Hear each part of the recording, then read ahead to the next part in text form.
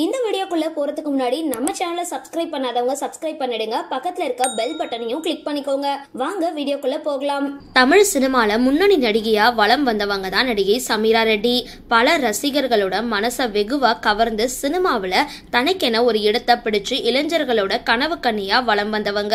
கௌதம் வாசுதேவ மேனன் இயக்கத்துல கடந்த 2008ஆம் ஆண்டு சூர்யா இரட்டை வேடங்கள்ல வெளியான வாரணமாயிரம் திரைப்படத்துல தமிழ் சினிமாவில் அறிமுகமானவங்க தான் ஹிந்தி நடிகை சமீரா ரெட்டி.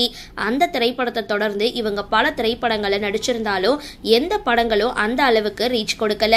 இன்னும் சொல்ல போனா நடிகர் அஜித் கூட நடிச்ச அசல் திரைப்படம் உட்பட எந்த படமும் அவங்களுக்கு ஹிட் கொடுக்கல.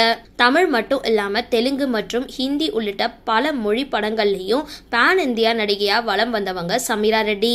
கடந்த 2014ஆம் ஆண்டு தொழில் அதிபரை திருமணம் செஞ்சுக்கிட்டாங்க. இவங்களுக்கு தற்பொழுது ஒரு மகன் மற்றும் மகள் இருக்காங்க. ஒரு பேட்டியில கூட எனக்கு முதல் குழந்தை பிறந்த பிறகு ரொம்பவே குண்டா இருந்தேன். அதுக்கப்புறம் என்ன பலரும் விமர்சிச்ச நிலையில காய்கறி விற்கிறவர் கூட மிகவும் மோசமா பேசினாரு.